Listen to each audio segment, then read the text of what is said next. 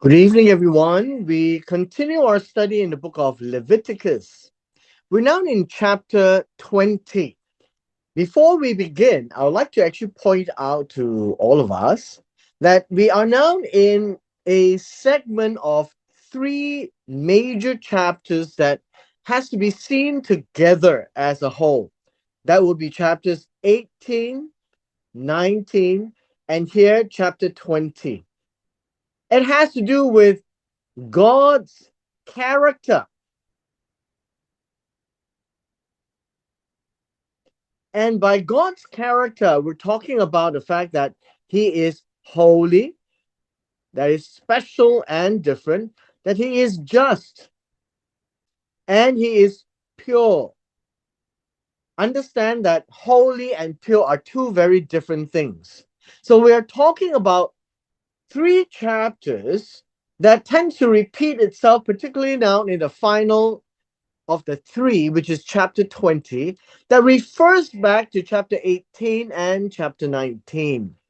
What is important for us to realize is this, that God's people must follow God's rules. All right? God's people, God's rules. However, it is also important for us to realize that these are not just plain rules that God made up that He wants to impose upon the Israelites. I think it is important for us to realize that these rules, being able to be written out in the form of statutes and instructions and laws, basically reflects the character of God.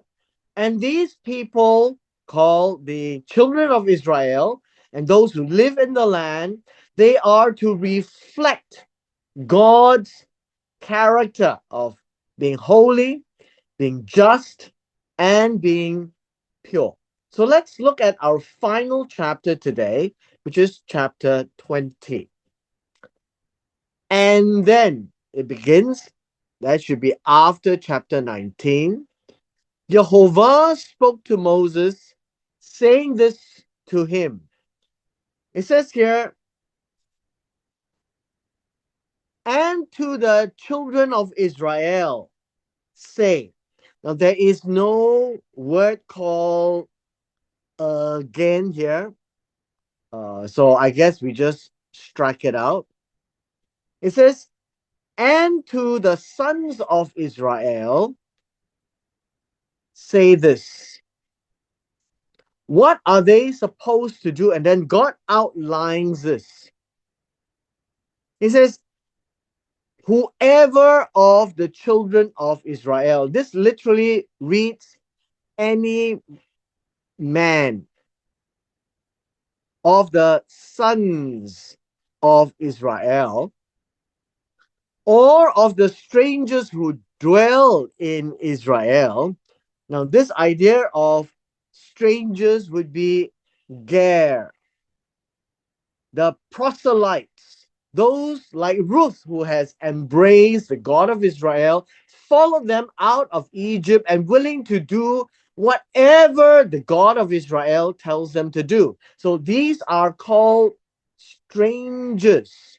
So we have two groups of people, the sons of Israel and the strangers or the Ger, who actually Ger in the land. So this word here is Ger as the people. This is a verb, gar. Gar means to live and inhabit as a stranger, that you're not a native to the land. I guess the equivalent of our day's practice would be, maybe we could call them the permanent residents. They, for all intents and purposes, they enjoy all the rights and benefits of a citizen, except that a citizen in the country would not be able to vote. Now, in this entire setup, the Ger, there are certain things that the Ger cannot do. one of them is that they cannot own land. They do not inherit because they are not party to the 12 tribes of Israel. But for all intents and purposes, the practices and the lives apply to them as well. Now, the warning that is being given here is this, that anyone here, any man who gives any of his descendants to Molech, this would be any of his offspring. The offspring here really means the seed. In Hebrew, they always talk about seed because the idea that God has, for example, in a sexual union is to seed, is to produce new seed. And here the seed would be those that were produced from the act of of sexual reproduction. And so these would be the seeds to Molech. Now, this word give is a very important term, actually. If you think about it, the idea of give would be very similar to, in Leviticus chapters 1 to 7, when God was giving them the instructions of how to deal with the offerings. And so different offerings were to be brought and to be given to the priest to do something with the animals or with the offerings themselves. And so this is the same word. If you pass the children that you have to Molech, it will be to the priests of Molech. And the priests of Molech will do something to the children. And God says you cannot do that. You're going to use your children or your offspring as offering to a foreign god, Molech. Now, Molech is actually a god of many places. Different places has a different name, I guess, for the idol or for the Elohim. And so God is singling out Molech because Molech has a certain practice that you will actually either walk through the fire of Molech, that is passing through the fire, or to be offered up to Molech in the fire. God says, he shall surely be put to death. This idea, surely be put to death, literally means you will definitely die.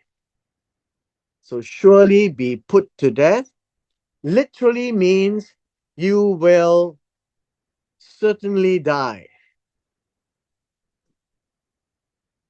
Now, what does this mean?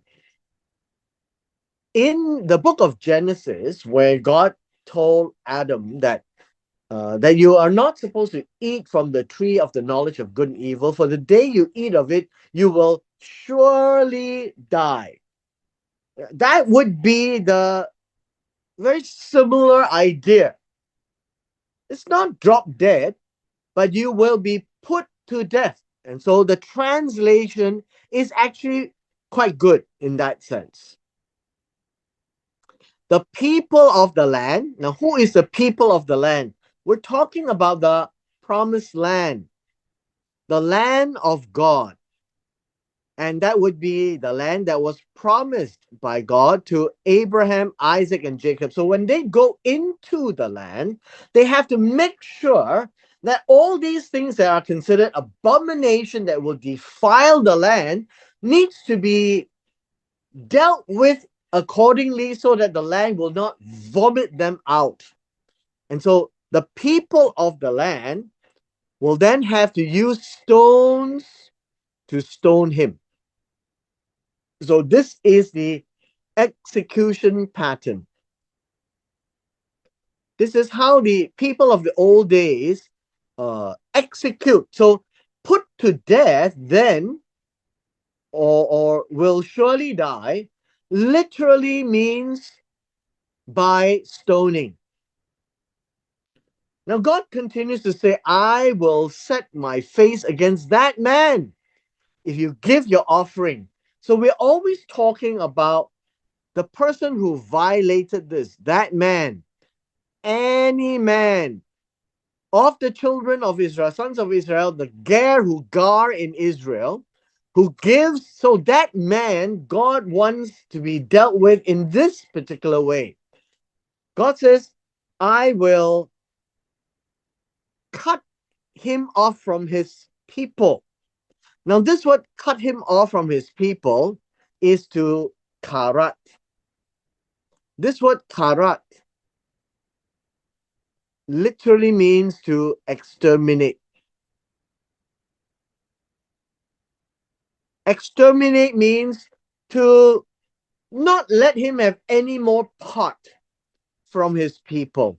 He will not be with his people. And the reason why God is so serious, anything you talk about karat is a very serious thing.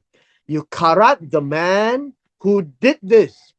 You also karat barit, you karat a covenant. It's also a very serious affair. Anything to do with karat is serious because he has given some of his seed to Molech, and then he defiled my sanctuary and profaned my holy name. That is why it's so serious. The idea of defile means to tame, to make unclean my sanctuary, and God is very serious. His sanctuary must be pure. If anyone defiles the sanctuary, he will have to die. And so this will be one of ways. And then he also profaned my holy name. This word is halal. The word halal is also used as a curse. You can also understand this to profane means to make common. My holy name. My holy name means my special name. So understand this, in the old days, names are extremely important. I guess in many cultures, you are going to be very careful to give a name to a child. So you don't simply give a name, but the names have meanings. And so the Hebrew names are also names that bear a testimony of the character of the person who carries it. And so God's holy name or God's special name would be the name that describes the character of God that is holy. But if they profane, they make common by offering or giving their descendants to Molech, that means that they really don't care about God anymore. They really don't care about Jehovah. They really don't care about his house. Remember, we said God's house, God's rules. And when they do this, they disregard the holiness of God's house. And so, in God's mind, when you defile and violate God's holiness, this person must die. There is no offering and nothing to be atoned for. This is one of the most serious offenses. Once you violate, there is no two way about it. And so you find this when Nadav and Avihu, the two sons of Aaron, they went into the sanctuary and offered strange fire. The fire offering of the incense that God never told them. They just went out and made an offering of fire that other gods would be done. And so this is the issue of Molech. If you do anything for Molech, then this person is good for nothing. And the conclusion of such an action is they disregarded God. So God's people, God's rules needs to honor God as God and man as man. Verse 4. And if the people of the land should in any way conceal their eyes from the man when he gives some of his seed to Molech, and they do not kill him, then I will set my face against that man and against his family, and I will cut him off from his people, all who prostitute themselves with him to commit harlotry with Molech. It is so serious. Commit harlotry means to treat Molech as Elohim. You see, in Exodus chapter 20, God says, I am the Elohim who brought you out of Egypt. You shall have no other Elohim before me or to my face. And the moment you do that, then you are treating the other Elohim more important than Jehovah. And that in itself is a harlotry. You have committed adultery. And adultery is about taking over somebody else's wife. And Israel is a wife or seen as a wife of God. And if the wife of God goes after another husband, another Elohim, that is considered adultery. And adultery means it is serious and needs to be punished by stoning. And so all this idea of stoning is to demonstrate to the audience and the sons of Israel and the Ger who gar in the place that this is an absolutely serious affair. Don't fool around with God. Verse 6. And the person who turns to mediums or familiar spirits. Now, this idea of mediums and familiar spirits is a translation in the English, but the Hebrew people normally don't translate these words. They call this first word as Ov. They call the second word as Yitdoni. Yitdoni. Both of these are considered idols, meaning they are supernatural events or supernatural abilities that distracts people from God and takes their curiosity away from God, and they would put their trust into these more spectacular abilities called Oth and Yidoni. It says this would be prostitution. You are allowing yourself to be used and to align yourself and to be intimate with the Oth and Yidoni. God says, I will set my face against that person. And again, the very important word, cut him off, karat, from his people. So verse 7 says, consecrate yourselves, therefore, and be holy, for I am Jehovah your God. And you shall keep my statutes and perform them.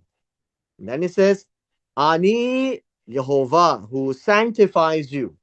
This is the core of this chapter. 18, 19, and 20 is about this. Why karat? Because it is very serious. God treats this as very serious. So the first word here, consecrate, is be holy. You must choose to separate yourselves and be different. That is what it means.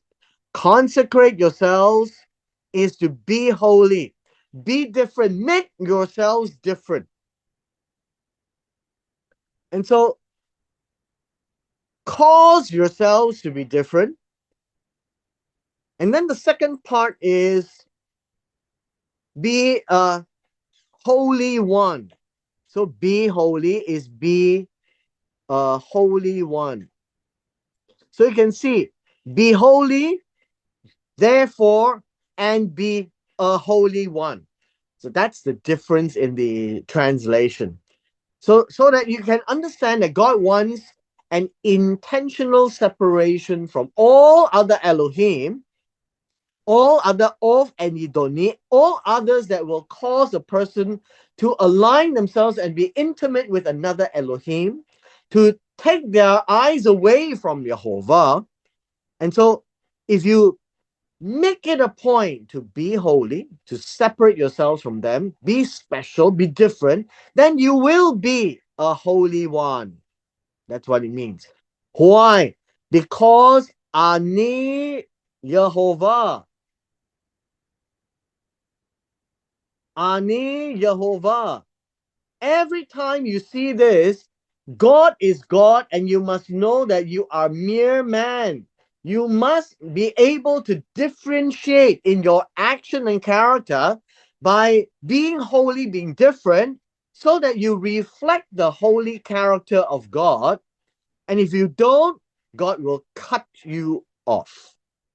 We come to verse 9. It says, for any man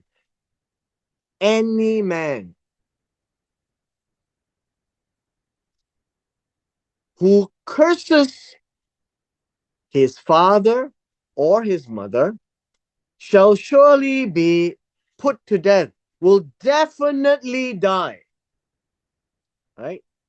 Will surely die, just like in Genesis. So, what does curse actually mean? Curse is to make light, make insignificant, or to dishonor. So let me explain. Anyone who says things that changes the profile of the father and mother. So what does that mean? It means this: the father and the mother must always be above the man. Must always be above the man. In terms of honor, in terms of importance. Remember in the Ten Commandments, honor your father and mother. It's give importance. Why? Because they gave birth to you, and in the order of authority, a man who is not married must always listen to the father and mother. And so this is the culture that they have put in place. And so anyone who derides, who says bad things about the father and mother in a way where it dishonors them, it shames them, or you treat them as nothing, God is going to hold that person responsible. If you do that, it means that you have cursed his father and mother, and his blood shall be on him. Now, the idea of blood shall be on him means he will definitely face judgment. God is not going to let him off the hook. That is so serious. Chapter 20 is a summary of all the absolutely serious affair. Why? Because God wants the people to know that God is holy, God is just, God is pure, and they too must be like that. And if they don't, then they will have to face the consequences, and the consequences is absolutely serious. We come to verse 10 onwards, and verse 10 onwards gives us a review of chapter 18. Now, chapter 18 was presented in a way where it was a lot to do with new laws pertaining to sexual immorality with regards to close relatives. So let us begin looking at verse 10. Verse 10 begins again The man who commits adultery with another man's wife, then he is committing adultery with his neighbor's wife. The adulterer and the adulteress shall surely be put to death. It is that serious. And so let's take a pause to understand adultery is actually between a man and another man's wife, which means that this wife has a husband, that she belongs to another man. So adultery is a form of stealing, but in a sense of a sexual nature, that you're taking what does not belong to you, which is the woman, from another man's ownership. And so God says, he who commits adultery with his neighbor's wife. So, what's the difference between a man's wife and a neighbor's wife? It is the same. This is a kindred. If they are in the same land, it is from the same tribe. It is from the same 12 tribes. They are all kindred and they are all related through Jacob. And so you are taking somebody else's wife, and you will be taking your companion's wife, your friend's wife, your neighbor's wife. And the punishment is this: the man and the woman will surely be put to death. There is no exception to this rule, by the way. And remember, adultery is always a married man and a married woman. The focus here would be on the fact that he is taking somebody else's woman, that is committing adultery. And so God says the one that who goes after Molech and gives his seed to Molech is also committing harlotry. And that would be because that person belongs to God. And that person who belongs to God, as if married as Israel, goes and joins himself with another Elohim, another husband, and that is committing adultery. And so God says it is so serious that he will be karat. Now, very quickly, we will move through the rest of these passages. The man who lies with his father's wife has uncovered his father's nakedness. Remember, his father's nakedness means having sex with the mother. We have dealt with in chapter 18, and we also alluded to Genesis chapter 9, what happened to Ham and uncovering his father's nakedness. It comes from this understanding that the man who sleeps or has sex with the mother, the father's wife, is the one who is said to have uncovered his father's nakedness. Now, we talked about it in chapter 18. The father's nakedness or a man's nakedness is always the wife, right? We would not spend much time here, so please go back and read chapter 18. God says, both of them shall surely be put to death. See, the adulterer and the adulteress, both of them, their blood shall be upon them. They will be punished. If a man lies with his daughter-in-law, that is not his wife, that is the son's wife, both of them shall surely be put to death. Now, whenever we talk about this, there is a reason. Now, a man who lies with his daughter-in-law is not adultery, it is perversion. This is unnatural. And that is disgusting to God.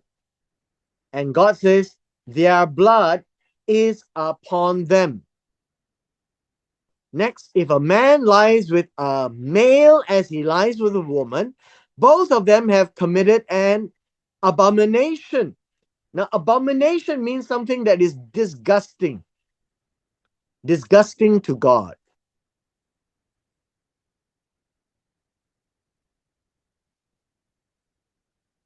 This is about having sex with a male gender.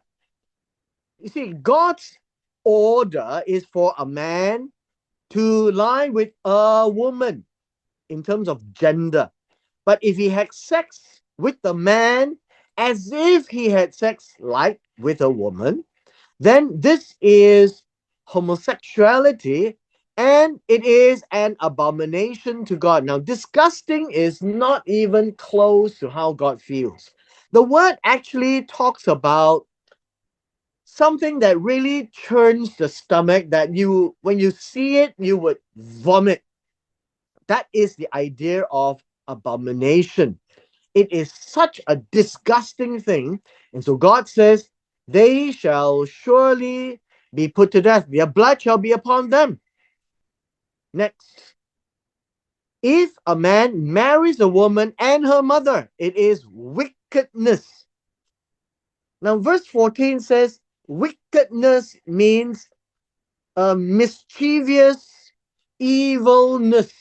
I think that would be a much better way. It is evilness. Why?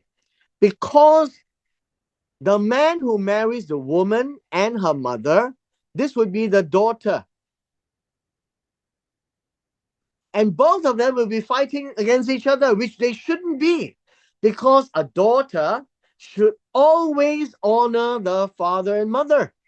And if a man marries a woman and her mother, then all these things that God says, you shall not dishonor your father and mother, all of this is thrown out the window because the woman has no choice. And so this is evilness. You see this? If a man curses his father and mother, he must die. And so a woman who dishonors her mother, she must die. And it puts her into such a position that it's sheer evil. And so it tells us this: they all shall be burned with fire, both he and they, that there be no wickedness among you. God wants it clean out. Next, if a man mates with an animal, what does that mean? Now, in verse 15, the idea here is uh, shekovet means to lie down and to copulate. Now, this is a very big English word, so we just put it there. Copulate. The idea here is to seed, to have a seed. And now you know that how can a man lie down with an animal to mate, to have a seed? It's impossible. And it is unnatural. And it is absolutely disgusting to God. He shall be surely be put to death. You shall kill the animal. Now, what's the difference? Put to death and kill the animal. The idea of kill the animal means to destroy the animal. But surely be put to death needs to have a judgment before one can be killed. That's the difference. Because of the sanctity of life, it must be proven. Next, in verse 16, if a woman approaches an animal and mates with it, now, same idea, mates with it uh, is to lie down. Now, this word here, mate, is to lie down to have sex with it. And God says it is just as bad. And so you shall kill the woman and the animal. Now, in this case, it is the word kill, it is to destroy. Just like this, it is to destroy. What is the difference? Well, the woman has to be put away like the animal. The woman, in the status of the ancient Oriental, Eastern Oriental people, you find that the man is always ahead, and it is always with the idea that the man is the power to take care of everything, and the man will have to face the shame of the judges. The woman, on the other hand, does not have that kind of an authority and is seen to be having a lesser uh, privilege in that sense, so that one can distinguish a male from a female, a man from a woman, by the way the judgment is imposed upon them. God holds the man to an extremely high level, which he doesn't hold the woman to. The woman is not seen to be subjected to the same strict judgment as the man. But the statement here goes on and tells us that they shall surely be put to death, like this. Their blood is upon them. It is to give us an idea that this is very serious. Everything you see in chapter 18 is repeated somewhat in chapter 20 here, but chapter 20 gives us the severity of the sins because God is holy. Don't deal with unholiness. Verse 17, very quickly, we shall wrap this up. If a man takes his sister, his father's daughter, or his mother's daughter, which is his sister, father's daughter means uh, the of the same mother, right? The same father, same mother, and sees her nakedness and she sees his nakedness, it is a wicked thing. Now, this idea of wicked thing uh, literally means uh, it is unnatural. I think you can say that, right? It is unnatural. It is something that God uh, sees as totally disgraceful. I think we can say that. It is shameful. Uh, it is shameful. I think shameful is a good word. Shameful thing. As a wicked thing. Now, the word there, if it is positive, then it is uh, loving kindness. This is the negative side. It is a shameful kindness. I think you can call it that way. A man who takes his sister, who is the father's daughter or the mother's daughter, and have sex with her is a shameful kindness. It is not something that is seen to be a positive, is seen to be a negative thing. It says, and they shall be cut off in the sight of their people. So this idea of cut off, so it is to be corrupt. He has uncovered his sister's nakedness, he shall bear his guilt. That means that this is very serious as well. If a man lies with a woman during her sickness and uncovers her nakedness, now this idea of sickness can have two meanings, right? It can be menstruation, but we have seen it, it is not that problematic. But sickness here would be a flow of blood, illness, not merely menstruation, but the flow of blood illness. And that would make it to be a very contagious issue. Then he has exposed her flow and she has uncovered the flow of her blood. This is the flow of blood illness. Both of them will be cut off from their people. It is a rule that if this is not prevented, then it will be unknowingly passed on to other people. And God wants everybody to be pure. Next, in verse 19.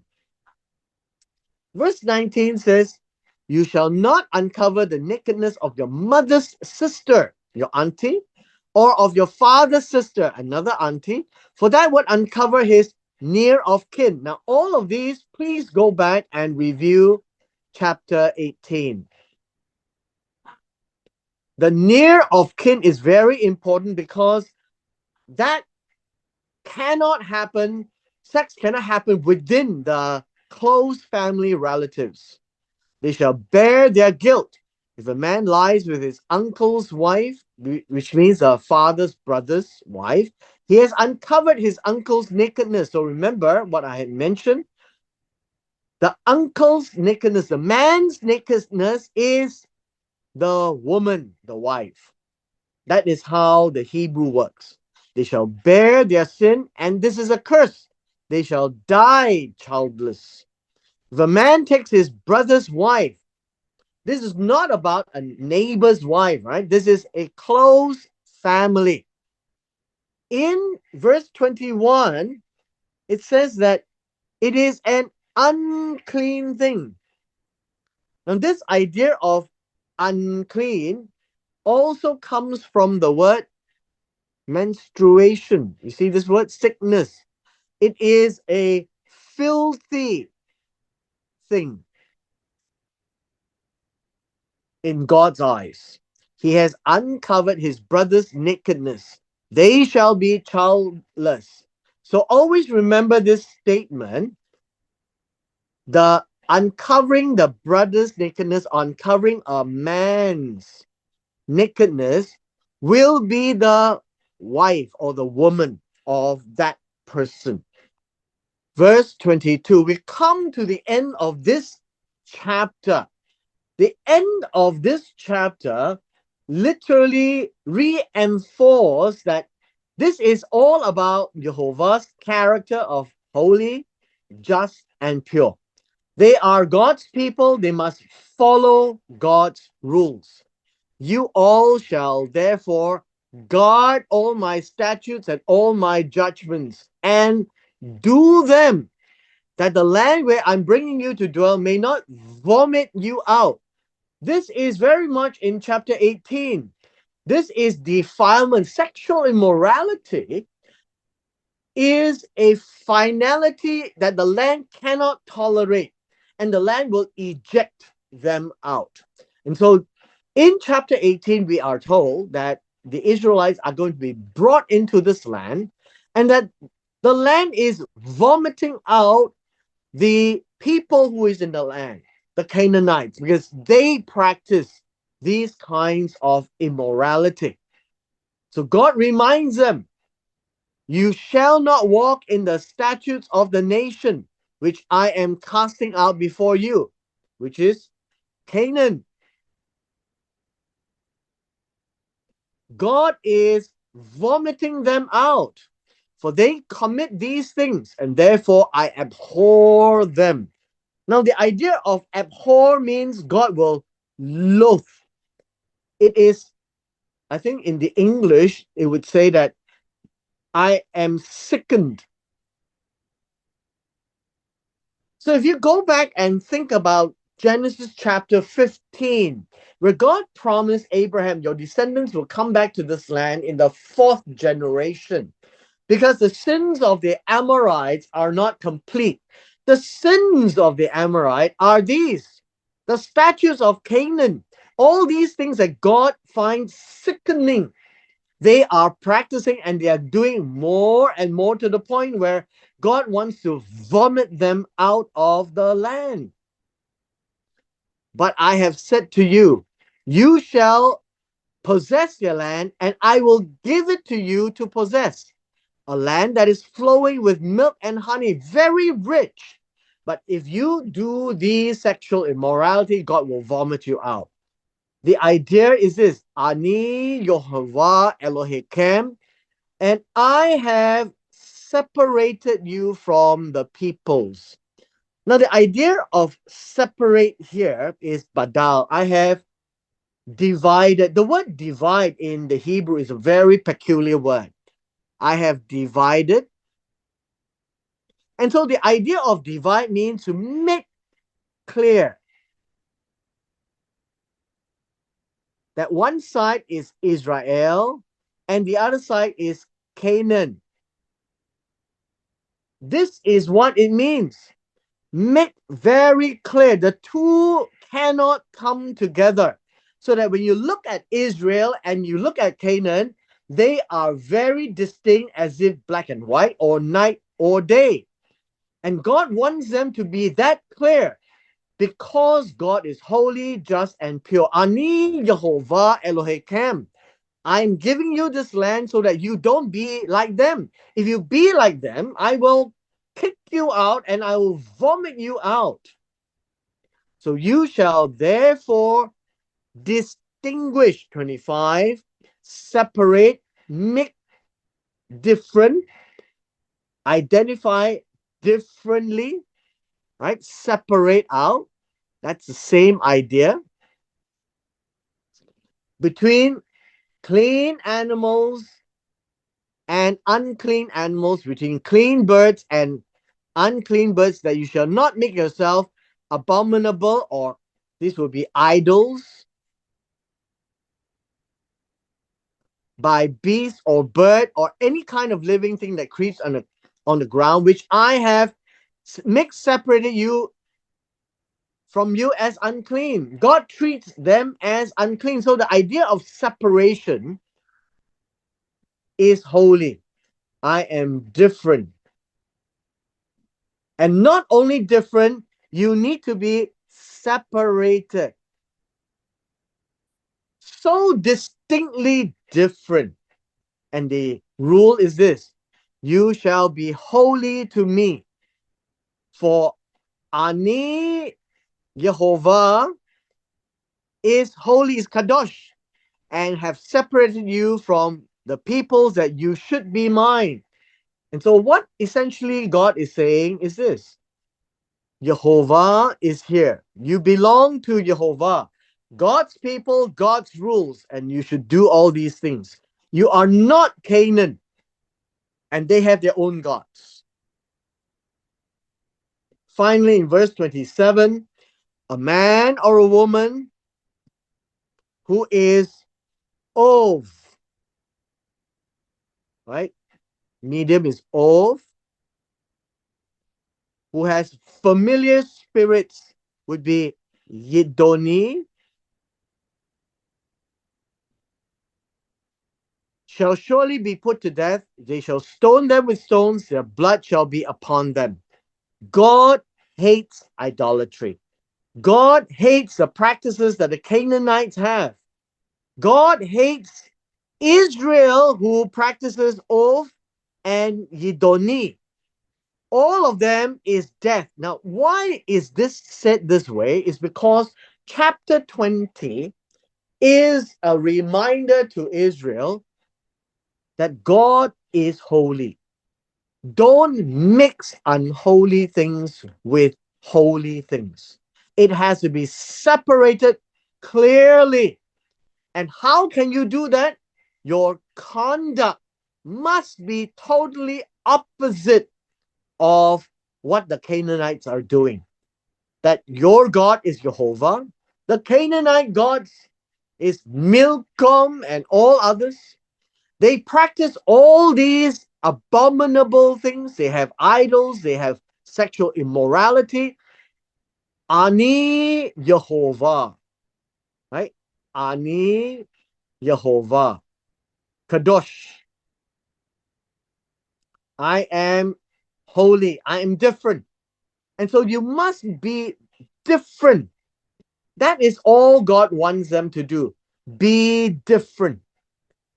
You don't. I guess that's the saying in a Chinese saying that the river water does not mix with well water. I guess the Chinese have this idea that these two are very different kinds of water. And if you mix them, it will be unusable. And so, in God's eyes, the Israelites is God's people. They are not the nations. So, God's people have God's rules and they must live clearly to be different from everyone else. And this applies to the Ger who gar in their midst as well. And so, sexual immorality, and God wants them to make sure that they are clean animals because in their diet, they are supposed to be clean and they are the clean animal. So, how can a clean animal eat an unclean animal? They will be unclean. And so a clean animal will be clean people. They will not do anything that the unclean people will do, like the Canaanites.